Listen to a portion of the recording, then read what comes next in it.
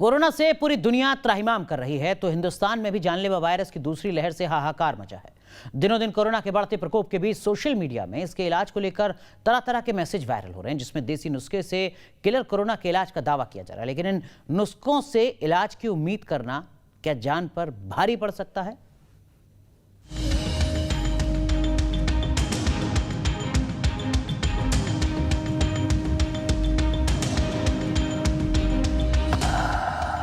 क्या काली मिर्च, शहद, अदरक खाने से नहीं होंगे कोरोना संक्रमित?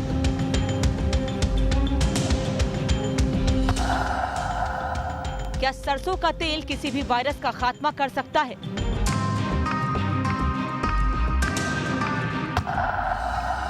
क्या करेले का जूस पीकर कोरोना के कहर से बचा जा सकता है?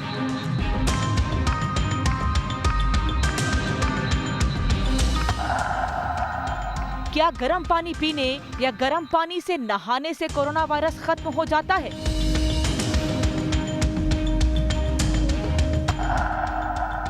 क्या कच्चा लहसुन खाकर जानलेवा वायरस के कहर से बचा जा सकता है? क्या दूध के साथ हल्दी का सेवन कोरोना वायरस से सुरक्षा कर सकते हैं?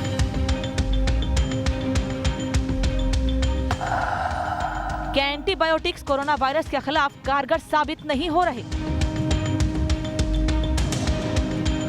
कोरोना कोहराम के बीच ये सवाल हर किसी के जहन में कौंध रहा है, क्योंकि सोशल मीडिया में दनादन शेयर किए जा रहे मैसेज में ऐसे दावों की भरमार है जिसमें देसी नुस्खे और घरेलू उपाय से कोरोना जैसी महामारी से पार पाने का दावा किया जा रहा है।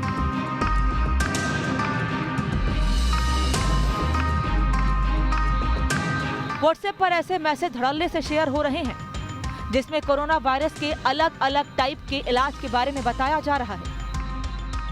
वायरल मैसेज में जानी मानी हस्ती के नाम और अनुभव का हवाला देकर ऐसे भ्रम फैलाने वाले दावे किए जा रहे हैं। इसके अलावा भी कई और भ्रम फैलाने वाले दावे सोशल मीडिया पर किए जा रहे हैं। विश्व स्वास्थ्य संगठन यानी WHO ऐसे नुस्खों को सिरे से खारिज कर चुका है, तो पड़ताल में भी ऐसे दावे गलत साबित हुए हैं। जानकारों का दावा है कि ऐसे नुस्खों और फर्जी दावों पर जरा सा भी एतबार मरीज की जान पर भारी पड़ सकता है। इतना ही नहीं, कोरोना को मात दे चुके कुछ लोग अपने करीबियों के साथ अपना प्रिस्क्रिप्शन तक शेयर कर रहे हैं। उसी प्रिस्क्रिप्शन पर संक्रमित मरीज अपना इलाज शुरू कर रहा है। ऐसा करना खतरे से खाली नहीं है, क्योंकि हर मरीज की इम्यूनिटी उम्र और वजन के हिसाब से अलग अलग होती है। हर शख्स अलग अलग बीमारी और शारीरिक समस्याओं से ग्रसित होता है। ऐसे में कोरोना के इलाज में जरा सी देरी या चूक करना पीड़ित शख्स की मुसीबत बढ़ा सकती है। महामारी के बढ़ते कहर के बीच हेल्थ एक्सपर्ट कोरोना का कोई भी लक्षण नजर आने पर फर्जी दावों से इलाज करने की जगह फौरन डॉक्टर की सलाह लेने और इलाज शुरू करवाने की नसीहत दे रहे हैं।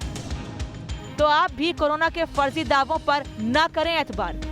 कोरोना प्रोटोकॉल का पालन करें। कोई भी परेशानी होने पर तुरंत डॉक्टर से संपर्क करें। सिर्फ डॉक्टर्स की सलाह मानें और कोरोना को दूर भगाएं। Team news nation. तो बुनियादी बात यही है कि कोरोना पर सोशल मीडिया के जो मैसेज हैं वो कितने सही हैं, सोशल मीडिया के मैसेज पर कितना भरोसा किया जाए। इस तरीके के कुछ बुनियादी सवाल हैं जिनके जवाब तलाशने की कोशिश करेंगे। खास पैनल हमारे साथ जुड़ चुका है। हमारे साथ डॉक्टर अनूप कुमार हैं, आप प्रोफेसर हैं सफदरजंग अस्पताल के। हमारे साथ डॉक्टर अनिल गोयल साहब हैं, आप IMA के वित्त सचिव हैं। हमारे साथ डॉक्टर स्वाति माहेश्वरी हैं, सीनियर फिजिशियन हैं। आप तीनों का बहुत बहुत स्वागत है। एक एक करके हम सवालों के जवाब आपसे समझने की कोशिश करते हैं। जो पहला सवाल है स्वाति, वो सवाल ये है कि कोरोना पर जो सोशल मीडिया में मैसेज फैलाए जा रहे हैं लगातार, क्या उन पर भरोसा किया जा सकता है? क्या वो सारे मैसेजेस सही हैं? किस तरीके से हम चेक करें क्या सही है क्या गलत है? देखिए, अगर अमूमन तौर पे देखा जाए अनुराग जी, तो इस वक्त गलत बातें मुझे लगता है ज़्यादा व्हाट्सएप पे फ्लोट करती हैं। और अक्सर क्या होता है कि मैसेज शुरू कहीं से होता है, लेकिन उसमें सब कुछ जुड़ते-जुड़ते जब तक आप तक पहुंचता है, वो तोड़-मरोड़ कर कुछ का कुछ बन चुका होता है। और अगर कोई भी आज की तारीख में इस तरह का दावा करता है कि इस चीज़ से कोरोना बिल्कुल ठीक हो जाएगा, तो ये तो सरे तौर से बिल्कुल ही गलत है। आज तक मेडिकल साइंस भी जब अभी तक कोई ऐसा तोड़ नहीं निकाल पाई है, कोई दवा नहीं निकाल पाई है जिसको हम कहें कि ये कोरोना के लिए रामबाण है, तो कोई और अगर इस तरह का दावा कर रहा है, तो आप समझ ही सकते हैं कि वो बेसलेस है। और उसके और खास तौर से बड़ी बात यही होती है कि लोग मनगढ़ंत बातों को यहाँ से वहाँ फ्लोट करते रहते हैं, और ऐसे में हर कोई जब एक राहत चाह रहा है, हर कोई जब एक कोई तरीका चाह रहा है, कोई उपाय चाह रहा है, तो सबको लगता है कि शायद ये उपाय हो, शायद इससे ठीक हो जाए। तो कहीं ना कहीं लेकिन इससे हमें नुकसान ज्यादा होता है, फायदा नहीं होता है। तो ये जरूर हमें ध्यान रखने की जरूरत है। डॉक्टर अनिल गोयल, ये हो सकता है कि मेरे मोबाइल पर व्हाट्सएप पर कोई एक पर्चा आ जाए जो आप ही के नाम से लिखा हुआ हो कि डॉक्टर अनिल गोयल के मुताबिक कोरोना का इलाज इस तरीके से किया जाए। अगर इस तरीके के मैसेज किसी के पास आ रहे हैं सोशल मीडिया पर, किसी भी डॉक्टर के नाम से, किसी भी नाम से, क्या उन पर भरोसा करके इलाज शुरू कर दें हम?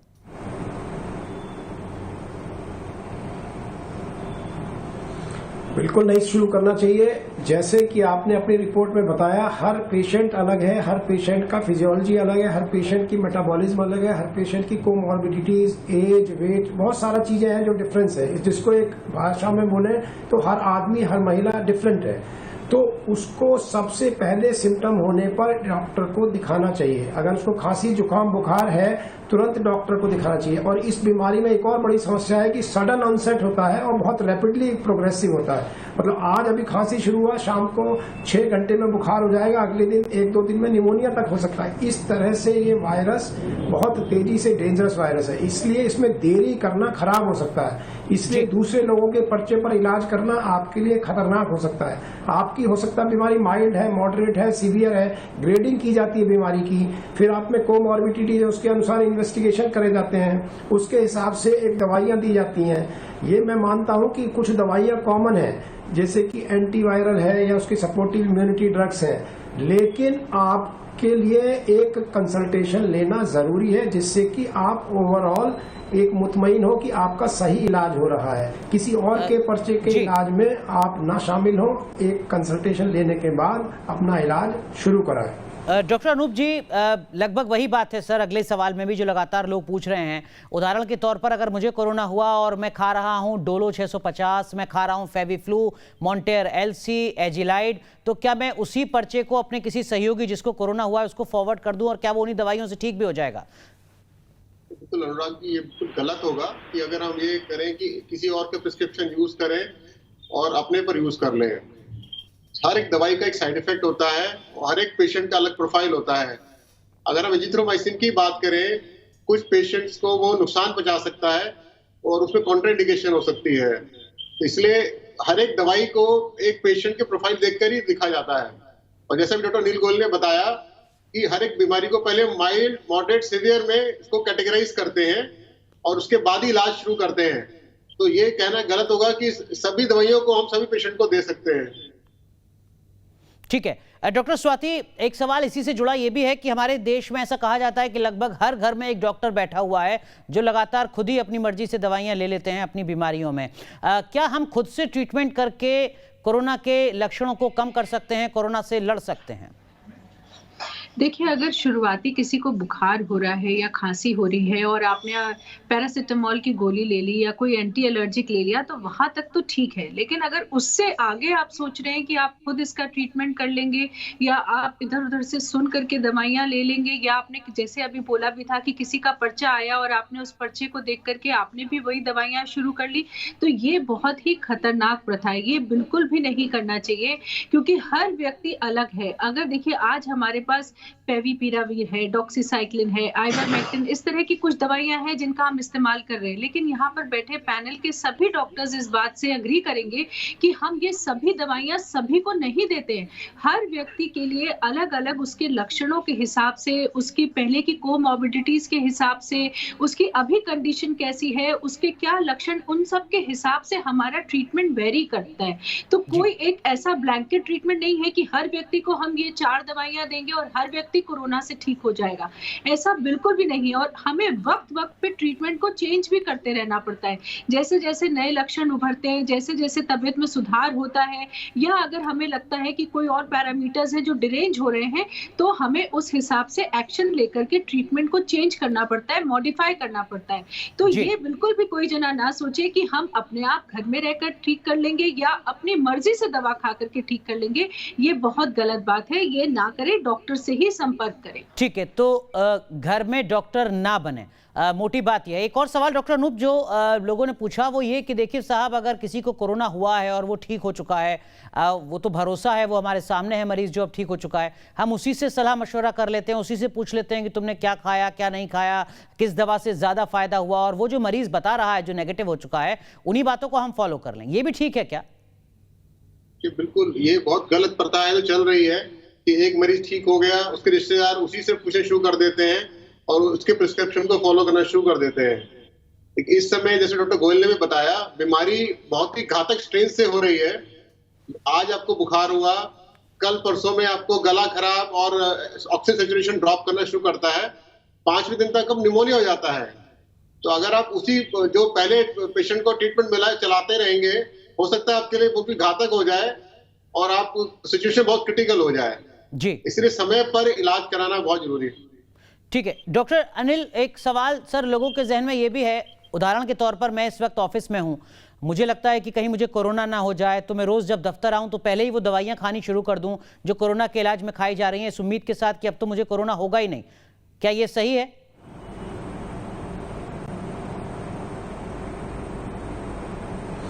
बिल्कुल भी नहीं। जो स्पेसिफिक दवाइयां हैं, जब अगर बीमारी है तभी खाना चाहिए। अगर आपने कोरोना से बचना है तो अपनी इम्यूनिटी बढ़ाना होगा।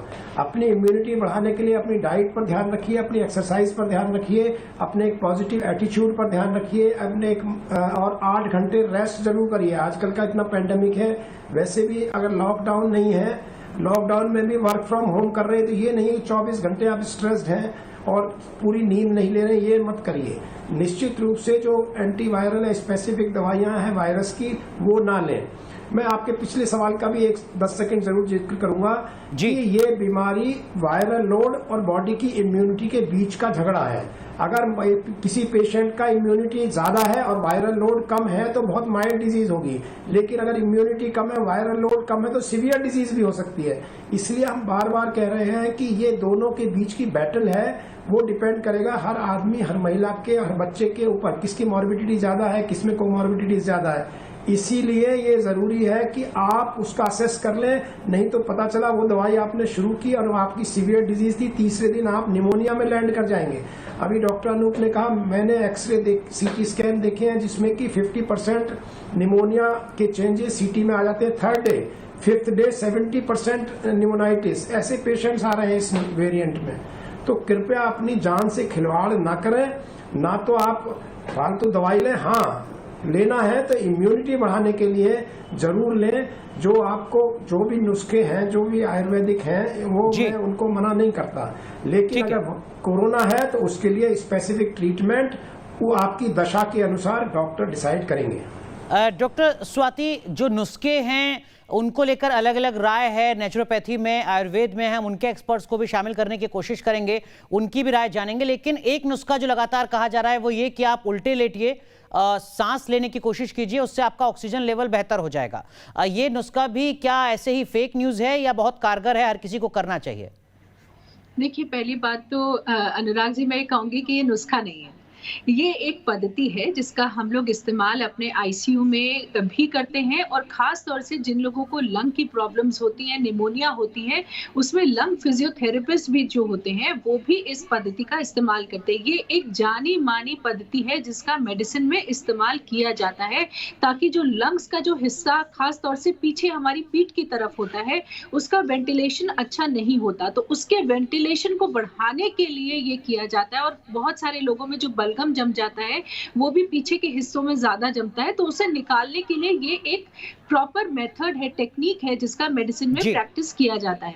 और इसीलिए ये एक अच्छी कारगर टेक्निक है जिसके लिए हम लोग बार बार यहाँ से बोल भी रहे हैं, आपके माध्यम से भी हमने लोगों तक ये बात पहुंचाने की कोशिश की है कि जिसको भी इस वक्त अभी लंग से जुड़ी हुई समस्याएं हो रही है कोरोना में, उनको दिन में हर 2 घंटे के बाद 20 मिनट के लिए उल्टे लेटना चाहिए, गहरी गहरी सांसें लेनी चाहिए, और खास तौर से जिनका ऑक्सीजन लेवल फ्लक्चुएट हो रहा है या नीचे जा रहा है, उनको भी उल्टे लेटना चाहिए, गहरी सांसें लेनी चाहिए, ताकि उससे उनका जो सर्कुलेशन है वो बेहतर हो जाए। डॉक्टर अनूप, जो सवाल इस वक्त हम स्क्रीन पर दिखा रहे हैं वो ये कि फर्जी मैसेज पढ़कर क्या हालात बदतर हो रहे हैं? क्या आपके संज्ञान में ऐसे कुछ मामले सामने आ रहे हैं कि कुछ पेशेंट्स ने इस तरीके के प्रिस्क्रिप्शंस का इस्तेमाल किया और उनकी हालत और ज्यादा बिगड़ गई? बिल्कुल, हमारे सामने ऐसे कई पेशेंट आए हैं जिन्होंने समय पर टेस्ट नहीं कराया, समय पर डॉक्टर कंसल्टेशन नहीं किया, और जब उनकी सैचुरेशन ड्रॉप करके 80-82 हो गई तब वो फोन कर रहे हैं। हमने पूछा आपने पहले क्यों नहीं बात की, तो उन्होंने बोला सर मैं फलाना का प्रिस्क्रिप्शन यूज करके ट्रीटमेंट ले रहा था, या हियर से करके उसने बोला ऐसे कर दो मैं ऐसे कर रहा था। तो ऐसे कई पेशेंट आए जो क्रिटिकल फेज में आए और उनको उस समय पे ट्रीटमेंट नहीं मिल पाया। तो इसलिए ये बहुत ही दुर्भाग्यपूर्ण बात है कि लोग दूसरों की बात मानते हैं और अपने जीवन से खिलवाड़ करते हैं। आपको समय पर ट्रीटमेंट चाहिए तो समय पर डॉक्टर को आपको कंसल्टेशन करना पड़ेगा। डॉक्टर अनूप, मैं आता हूं सर आपके पास। डॉक्टर अनिल गोयल, आयुर्वेद ट्रीटमेंट के नाम पर भी बहुत सारे मैसेज लगातार वायरल हो रहे हैं। आयुर्वेद कुछ चीजों को मान्यता देता है, हो सकता है उन मैसेजेस में कुछ चीजें ऐसी हों जिनको मान्यता आयुर्वेद भी ना देता हो। कैसे भरोसा करें सर उन तमाम मैसेजेस पर?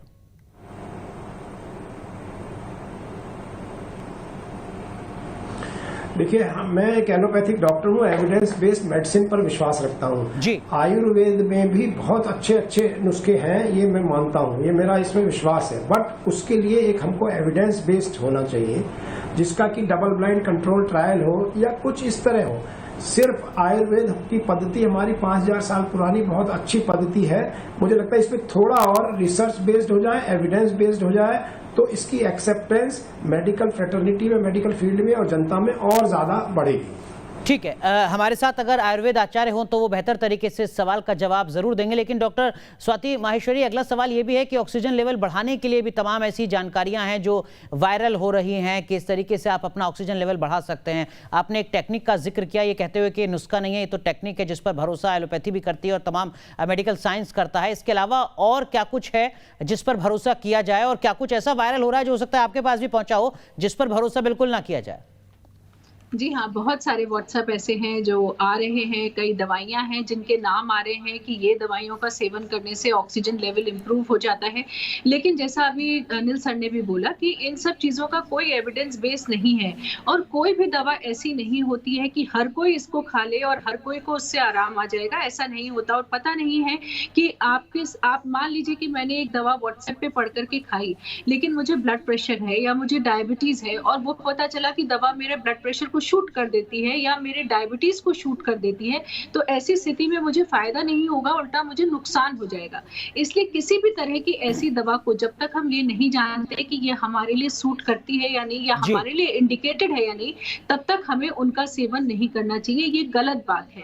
बिल्कुल, तो जो भी कुछ आपके पास आ रहा है सोशल मीडिया के माध्यम से, उस पर आंख बंद करके भरोसा बिल्कुल ना करें। आंख बंद करके भरोसा अपने उस करीबी पर भी ना करें जो कोरोना से ठीक हुआ है, उसकी ही दवाइयों को खाना शुरू ना कर दें। ये मुहिम हम लगातार चला रहे हैं, इस तरीके की जागरूक करने की एक मुहिम हम और लगातार बढ़ा रहे हैं। मुहिम है लोगों की जिंदगी बचाने की, एक जिम्मेदार नागरिक के तौर पर आपके आगे आने की। कोरोना से देश को बचाने के लिए आप प्लाज्मा डोनेट कर सकते हैं। अगर आप कोरोना से ठीक हो चुके हैं, लगभग 22 दिन आपको ठीक हुए बीत चुके हैं, अपनी डिटेल्स आप इस नंबर पर साझा करें 9711002266। एक छोटा सा ब्रेक, तुरंत हाजिर हो रहे हैं।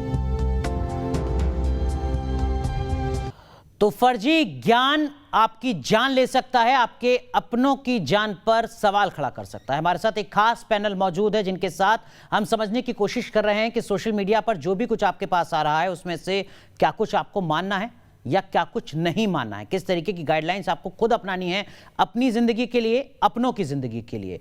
डॉक्टर अनूप, एक चीज मैं आपसे समझना चाहूंगा, मैसेज पर जो वायरल हो रही है सारी जानकारी, क्या हम किसी जानकारी पर भरोसा ना करें या कुछ जानकारियों पर भरोसा करें, कुछ जानकारियों पर भरोसा ना करें, और ये कैसे हम जज करें कि किस पर भरोसा करना है और किस पर नहीं?